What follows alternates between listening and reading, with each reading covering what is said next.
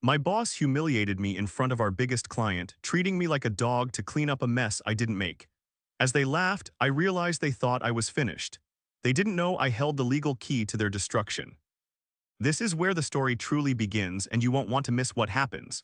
Make sure you're subscribed to see it through to the end. We're always curious, where in the world are you all watching from today? Let us know in the comments. I was on my knees, the damp cold of the carpet soaking through my trouser leg, blotting up a caramel macchiato spill I didn't even make. The liquid was sticky, spreading fast, threatening the expensive Persian rug that lay in the center of the executive lounge. Above me, Lorraine stood like a statue of judgment, her manicured finger pointing at the floor, then at me. "Clean that up," she snapped. It was loud, too loud. It wasn't a request, it was a command issued to a disobedient animal. The low hum of conversation in the room died instantly, every head turned. The marketing team froze mid-laugh, the interns stopped typing. And Becker, the CEO of our largest manufacturing client, stopped mid-sip, his eyes widening as he looked down at me. I felt the heat crawl up my neck, a physical wave of prickly shame that started at my collar and burned all the way to my ears. I didn't look up immediately, I couldn't, instead I forced a smile onto my face. It was that stupid, empty smile you use when you have absolutely nothing left in the tank but pride and a paycheck. I kept wiping, slow and careful, treating the stain like it was a delicate operation. I acted like this was normal. Like I hadn't been with North Cross for 15 damn years. Like I wasn't the director of operations. Like I wasn't the reason that deal with Becker had landed on this table in the first place. Not a single person said a word. The silence was suffocating. Devin, our new CEO, stood there like a mannequin in his ridiculous velvet blazer, flipping through his notes as if he couldn't see the 50-year-old man on the floor 3 feet away from him.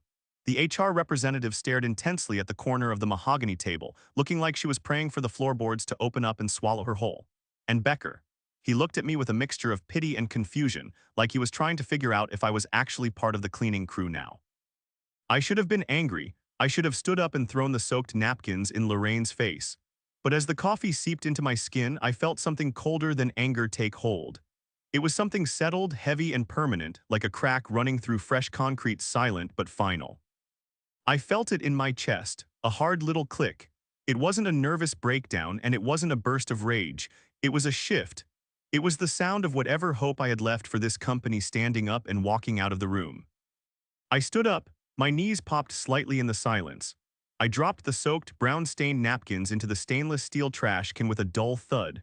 I adjusted my blazer, smoothing the lapels with slow, deliberate movements, acting like I still had a shred of dignity left to salvage in that room. I didn't look at Lorraine.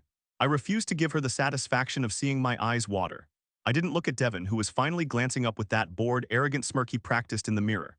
And I didn't look at Becker, even though I could feel his gaze burning into the side of my face, that little frown on his lips as he tried to reconcile the man he knew, the man who fixed his supply chain in 2018, with the servant he just saw on the floor. I walked out. The walk to the elevator felt like a funeral procession of one. The hallway seemed longer than usual, the fluorescent lights buzzing with a harsh, interrogating frequency. When the elevator doors slid shut, cutting off the view of the reception desk, I finally exhaled. It was a shaky, ragged breath that rattled in my lungs. I didn't go back to my office. I went straight to the parking garage, got into my sedan, and drove to my apartment. I didn't turn on the radio. The silence in the car was heavy, filled only with the rhythmic thump-thump of the tires on the pavement. When I got inside, I kicked off my shoes and sat on the edge of the bed. I stared at the wall for a long time. I didn't cry. I didn't scream into a pillow. I just felt a strange clarity, sharper than I had felt in months. I opened my laptop. The screen glowed blue in the dim room. I created a new folder on my private drive. I didn't name it Resignation or Job Search. I named it North Cross Notes. Then I started writing. I typed until my fingers cramped. I documented every petty insult from the last 6 months, every fake smile Lorraine had given me while stealing my work, every time Devin had made me invisible in a meeting I was supposed to lead, every time I had let them treat me like furniture. I didn't stop until the sun began to bleed gray light through the blinds. Somewhere around 4:00 a.m., the humiliation burned off like morning fog, leaving only the jagged peaks of facts. They thought they had broken me. They thought I was just an old operational dinosaur they could bully into retirement. But in their arrogance, they had forgotten one crucial thing. They had forgotten that before the velvet blazers and the espresso machines, this company ran on paper. And I was the one who knew where the bodies and the bylaws were buried. I knew exactly how we got here. I played the tape back in my head as I watched the sunrise. Northcross hadn't always been a boutique consulting firm with an open-plan office and a chief vibe officer. It used to be Harold's garage, literally. When I joined 15 years ago, it was just Harold, me, his golden retriever Scout, and a space heater that only worked if you kicked it twice and swore under your breath. It was cold, dusty, and chaotic, and it was the best job I ever had. Harold wasn't flashy. He had gray hair that he cut himself, pressed shirts that were fraying at the cuffs, and zero tolerance for small talk. He was the kind of guy who read contracts twice and didn't believe in game changers. He believed in follow-through. He'd slide a folder across the metal desk and say, "Arthur, fix this." He trusted me to do it without babysitting. I earned that trust the hard way. By year 2, I was running point on all operations. By year 5, he handed me the keys to the building when he went in for his first heart surgery. "Don't burn it down," he had said gruffly. That was it. No big ceremony, no pep talk. We built something solid. It wasn't viral and it wasn't sexy. It was just stable. Clients knew we told the truth even when the truth sucked. I wasn't the visionary, I was the guy who kept the walls from falling in while the visionaries tossed glitter in the air. That's what Harold valued. Steady hands, clean numbers, no drama. When Harold passed away 8 months ago, I got the first call. Not the bored me, it was his daughter Claire. I sat there at my desk, the phone pressed to my ear, staring at the piece Lily Harold gave me when I bought my first condo. It hadn't bloomed in years. The grief came in waves, but the chaos hit immediately. Devin swooped in like a vulture in a tailored suit. He had the same last name as Harold, a distant nephew, but none of the foundation. He was slick. Silk ties, endless tech talk, and 5-year growth plans that sounded like he'd just discovered the internet. His first company-wide email had a signature quote from Elon Musk. "I should have known then that we were doomed." And Lorraine, Jesus, she came in behind him like a poisonous fog, no official title, no clear role, just there. At first she was just stopping by to observe, then she was sitting in on meetings, then she was talking over me like I was the assistant. We didn't vote on her. We didn't interview her. She just arrived, smiling that shark-like smile, acting like we'd all been waiting for her to grace us with her presence. They looked at me and saw a relic. They saw a man who cared about outdated things like overhead margins and client retention rates. They wanted flash. They wanted synergy. They wanted to turn Harold's legacy into a pump-and-dump scheme wrapped in buzzwords. And now they were trying to push me out. Not by firing me, that would be too expensive given my tenure. No, they wanted me to quit. They wanted to break me down, spill by spill, insult by insult, until I walked away and left my severance on the table. But as I sat there, closing the Northcross Notes file, I looked over at my bookshelf. Tucked away on the bottom shelf behind a stack of old tax returns was a thick, leather-bound binder. Harold had given it to me years ago during that first heart scare. Insurance, he had called it. Devin and Lorraine thought they were the predators. They didn't realize they were just guests in a house I had helped build, and I still had the master key. I stood up from the bed and walked straight to the hallway closet. It was a cluttered space, filled with winter coats I hadn't worn in years and boxes of old tax returns, but I knew exactly what I was looking for. Way in the back, shoved behind a rusted toolbox and a stack of manuals for appliances I no longer owned, was the fireproof box Harold had given me. "Only open it if you have to," he had said, his voice raspy from the medication. "You'll know when." As I knew. The box creaked when I pried it open, the metal hinges protesting against the years of neglect. Inside lay a single binder.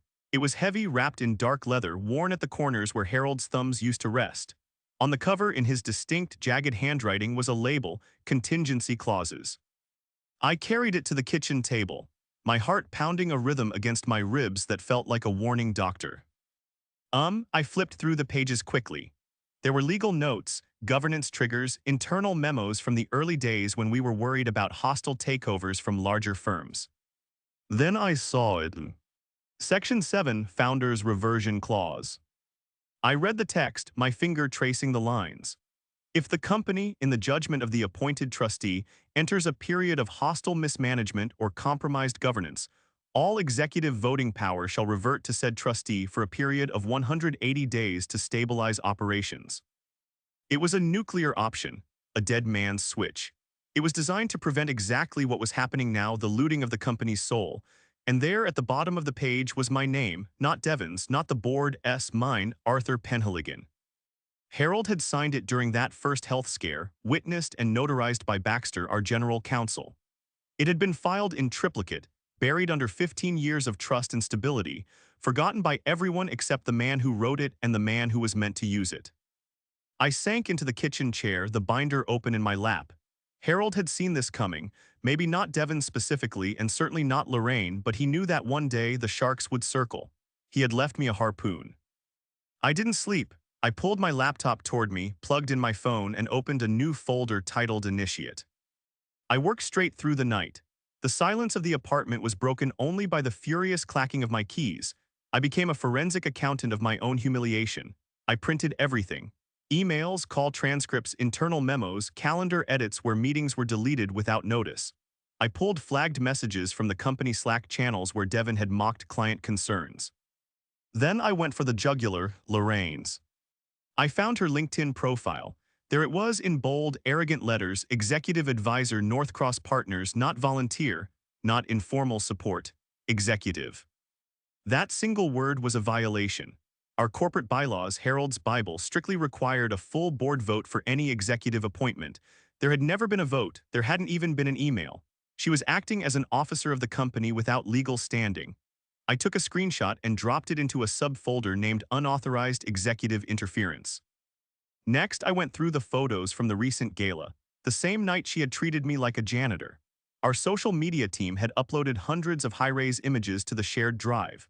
I found photos of Lorraine giving orders to staff, Lorraine sitting at the head of the client table, Lorraine on stage thanking herself for her vision. I dropped them into folder 2, Governance Breaches.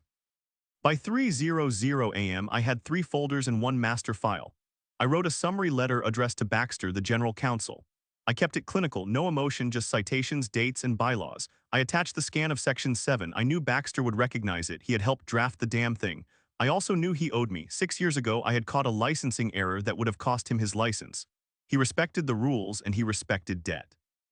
I ended the letter with one line. Effective immediately upon validation, I assume interim trustee control under Harold Northcross's original charter. At 5:12 a.m., I scheduled a courier delivery for 9:00 a.m. sharp. The destination, Baxter's office on the 4th floor. The invitation hit my inbox at 8:07 a.m. Subject: HR check-in, role alignment, attendees: Devon, Lorraine, Arthur, Allison, HR. There was no agenda attached, no context, just a calendar hold for 9:00 a.m. I knew exactly what it was. It was the execution. They wanted to bury me in a glass-walled conference room before the morning coffee had even cooled. Perfect. I dressed carefully. I didn't wear a suit. I wore slacks, a crisp white collared shirt, and a gray blazer, simple, calm, solid. I drank my coffee at the sink while the sun rose, watching the city wake up. I wasn't scared anymore. The knot in my chest was gone, replaced by the cold, hard weight of the plan. 10 minutes before 9, I walked into the main conference room like it was any other Tuesday. My posture was straight, my face devoid of emotion. Devon was already seated at the head of the table, flipping a pen between his fingers like a bored teenager. Lorraine stood near the window, gazing out at the skyline, holding a thick manila envelope against her chest like a shield. "Thanks for being on time," Devon said without looking up. His voice was dismissive, airy. Allison, the young HR coordinator, sat off to the side. She was typing furiously into her laptop, refusing to make eye contact with me. Lorraine turned around. She broke the silence with a chirp that was sickeningly bright. "I'll just say it, Arthur, we've made a decision. It's time for a new direction. And unfortunately, that direction doesn't include your continued role here." "Oh, yeah." Situli smiled while saying it. It was a predator's smile, all teeth and no warmth. Devon finally looked up, his face settling into a smug mask of faux regret. "You're terminated, Arthur, effective immediately. We're offering a standard severance package, contingent on a non-disparagement agreement." Lorraine slid the envelope across the polished mahogany table. My name was written on it in soft cursive, as if it were a birthday card rather than a death warrant. I didn't reach for it, I didn't even blink. I reached into my pocket, pulled out my building security badge, and placed it flat on the table with a quiet click. "You won't be needing that," I said calmly. Devon frowned, his brow furrowing. Lorraine tilted her head, her smile faltering for a split second. "Excuse me." Right then, three sharp knocks echoed on the glass wall. The door opened and a uniformed courier stepped in, holding a heavy, cream-colored envelope. He looked around the tense room, unbothered. "Delivery for Baxter Ridgway?" he asked. Lorraine waved her hand dismissively, treating him like a waiter who had brought the wrong order. "Legal is on the fourth floor. You're interrupting a private meeting." I raised my hand. "That's been expected. You can hand it to legal, fourth floor, directly to Mr. Ridgway. Tell him it's the package from Arthur." The kid nodded, turned on his heel, and left. Devon leaned forward, his velvet blazer bunching at the shoulders. "What the hell was that?" "Paperwork," I said, my voice flat. He looked at Lorraine, then at Allison, who seemed to shrink 2 inches into her chair. "I don't know what you think you're doing," Devon started, his voice rising, "but this is over." I cut him off. "You're not firing me, Devons." "I am the CEO," he spat. "I am absolutely firing you." "No," I said, leaning back in my chair. "You're triggering a clause you don't even know exists." Lorraine snorted a harsh, ugly sound. "You're bluffing. This is sad, Arthur, really sad." "No," I said, locking eyes with her. "You're sloppy." For a second, no one spoke. I let the silence hang in the air, heavy and suffocating. Lorraine stood up, that envelope still in her hand like she didn't know where to put it now. Devon shifted in his chair, finally nervous enough to break eye contact. I stood up and walked to the door. "I'll wait in the hallway. Baxter should be reading the summary right about now." "Sit down," Devon barked. I ignored him and walked out. I stood in the corridor, leaning against the wall. Through the glass, I could see them arguing. Lorraine was gesturing wildly. Allison looked like she was on the verge of tears. 2 minutes later, I saw him. Baxter Ridgway came striding down the hallway. He wasn't walking, he was marching. He held the cream envelope in one hand and the black leather binder under his arm. He looked like a lawyer walking into a deposition. He knew he was going to win. Tight shoulders, zero expression, eyes focused like lasers. He walked past me with a curt nod and pushed open the conference room door without knocking. Devon spun in his chair. "Baxter, what is going on? We are in the middle of an HR action." Lorraine gave a little laugh, trying to regain control. "If this is about Arthur's little delivery, don't worry. It's just old fluff, desperate attempts." Baxter didn't laugh, he didn't smile. He walked to the end of the table and dropped the binder onto the mahogany surface. The thud was heavy, authoritative. It sounded like a gavel. He opened it to Section 7. "She triggered the founder's reversion clause," Baxter said. His voice was devoid of emotion, pure legal granite. Lorraine blinked, her smile finally vanishing completely. "Excuse me." "It's valid," Baxter continued, looking at Devon. "Filed, notarized, and active.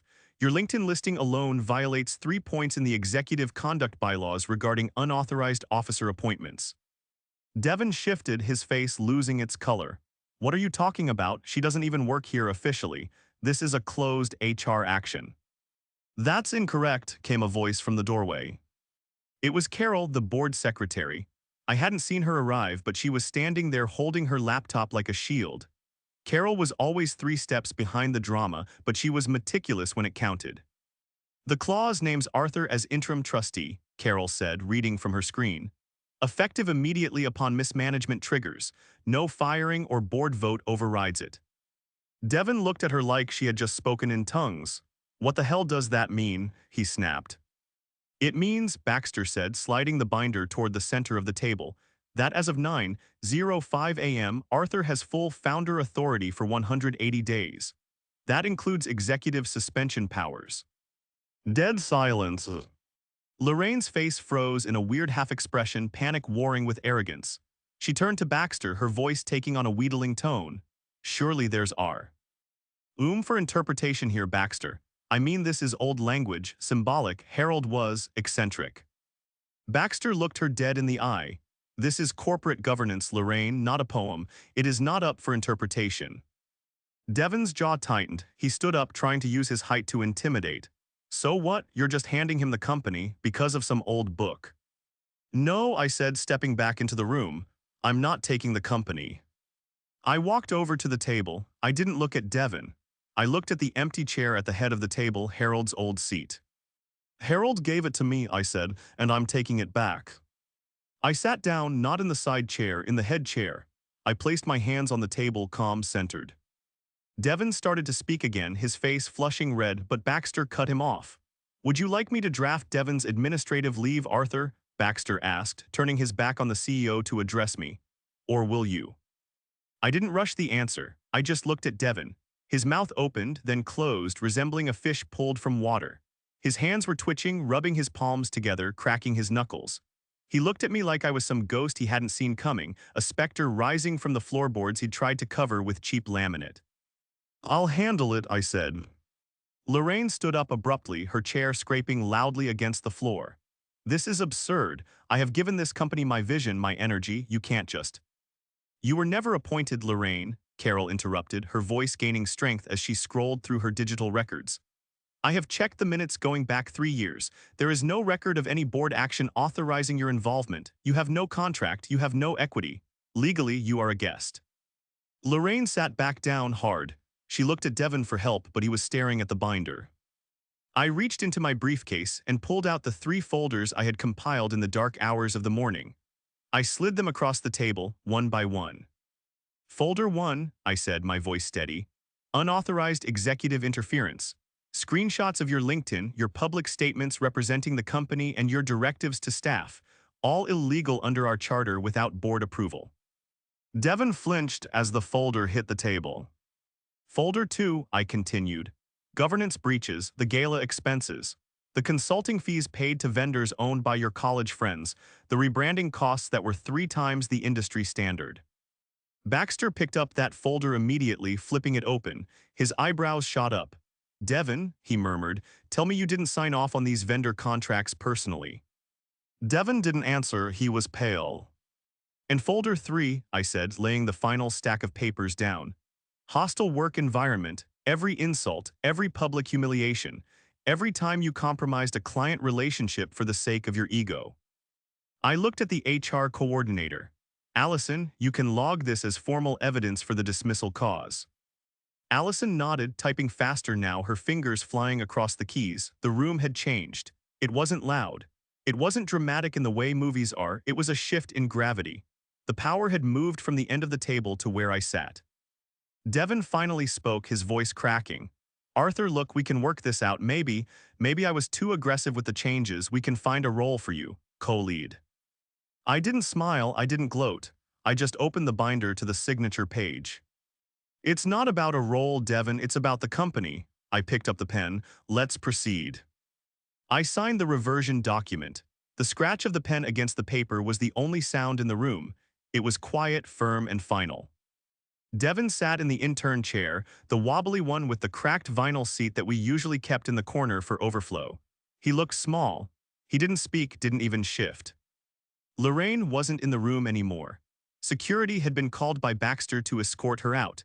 She had tried to argue in the hallway, tried to barge back in like she still owned the air in the building, but the guards were professional.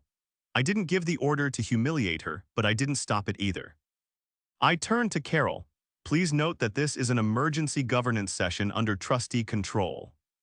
She nodded, noted. I glanced around the table. Any objections? Silence. They weren't afraid exactly, but they weren't casual either. I saw respect in their posture now, straight backs, level eyes. The room had finally sobered up. I didn't drag it out. I moved through the agenda like Harold used to, tight, clear, no fluff. The only buzzword in the room was accountability. "I am reinstating reporting protocols effective immediately," I said. "We are freezing all new hires. And Baxter, I want a full audit of every executive decision made since Harold's passing." Baxter nodded, understood. I signed Devon's administer.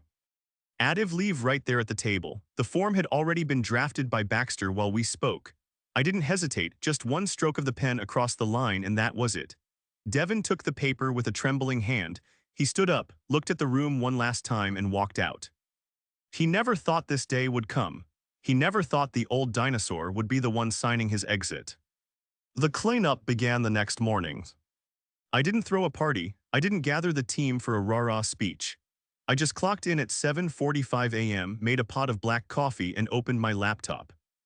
People kept their distance at first, unsure if I was going to start swinging axes, but slowly the tension broke. I reassigned the people Devon had promoted beyond their competence, not firing them, just moving them to roles where they wouldn't burn the place down. I took down the Change Catalyst posters and replaced them with nothing. We didn't need slogans, we needed to work. The interns got the truth, no more strategy labs, just real deadlines and mentorship. The coffee machine stopped foaming almond milk and went back to brewing simple, strong roast, and the peace lily in the corner of my office, someone finally watered it. I think it was Allison. Devin emailed me once from leave. The subject line was sincere apologies. The body was 3 paragraphs of excuses dressed up as insight. I read the first line, closed the window, and never opened it again. Lorraine faded like a bad smell in a windstorm. Last I heard, she had joined a nonprofit board out in Naples, probably giving unsolicited feedback on their logo. 2 weeks later, the Becker account came back. Kevin, the junior associate who had lost it, came into my office looking terrified, holding the email. Becker hadn't asked for an explanation, he just asked for a meeting schedule. When we met, Becker didn't say a word about the spill or the humiliation. He just shook my hand, his grip firm and warm. "Good to see you back in the driver's seat, Arthur," was all he said. I sat by the window at lunch that day, the same seat I used to take when Harold was alive. The sunlight hit the table just right. The city outside was moving fast, chaotic and loud, but inside the office it felt quiet. It felt clean. It felt like we were finally standing on solid ground again.